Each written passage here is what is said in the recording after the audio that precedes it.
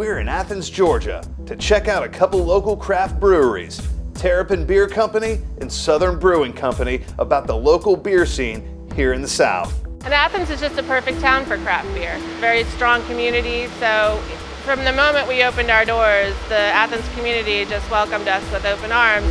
After a short hike through the North Georgia woods, Southern Brewing Company's brewmaster, Brian Roth, shows us a sneak peek of the location for their new brewery, set to be completed within the next year. So what we're going to do is build the brewery where that golden pantry is, and then expand this way, and then the beer garden and stuff will be like out front here.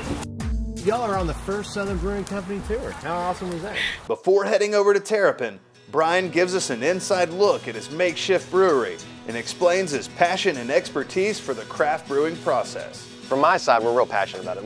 I was passionate about it on selling craft beer, and then we love picking up great breweries and getting those beers into the market. So normally every brewery has a small pilot brewery like our brewery, and we kind of based our brewery off of those pilot breweries, going around and talking to people. And what we're trying to do is make recipes that are repeatable enough that when we scale them up, we're very confident of what flavors and qualities we can get out of that beer on a much bigger scale. In beer itself, yeast provides 70% of the flavor of a beer, so there are many different yeast strains. So a yeast strain has a lot to do with how the mouthfeel of your beer is going to be, how well it carbonates out, how much alcohol gets attenuated out of it. So depending on what kind of beer you're going to make, you want to match your yeast up. So they'll grind these hops up and then use basically like what you would use for rabbit food or something, and put them into pellets. This actually provides more surface area, which allows you to get a little more of that oil out of there. Those whole flower hops kind of swell up and they have petals, so you may not always rinse all of the oils out of there, so these are a little more effective. And the good thing about craft beer is that everyone really gets along well, so it's an industry where people share a lot of information. They don't consider themselves to be competitors, which is great, as you'll see today when we go to Terrapin.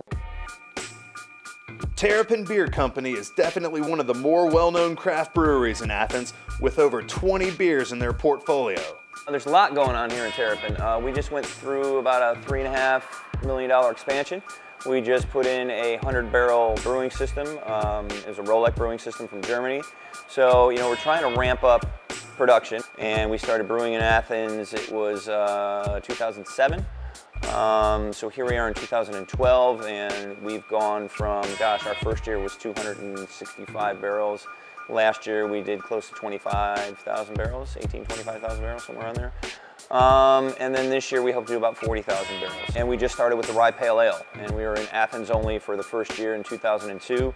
6 months after we launched that product, we won Best Pale Ale in the country at the Great American Beer Festival.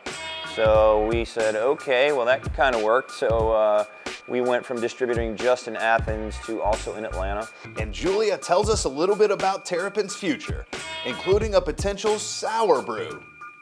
It seems like people are still very much wanting super hoppy beers, and IPAs are still really popular. I think sour beers are coming up. Like I said, the Tree Hugger is our next year-round beer, so that's brand new. I am doing what we call a peach farmhouse ale. It's called Maggie's Peach Farmhouse. So we're brewing a traditional farmhouse and adding 1,000 pounds of peaches per 100 barrels in the batch. But there's always something new going on.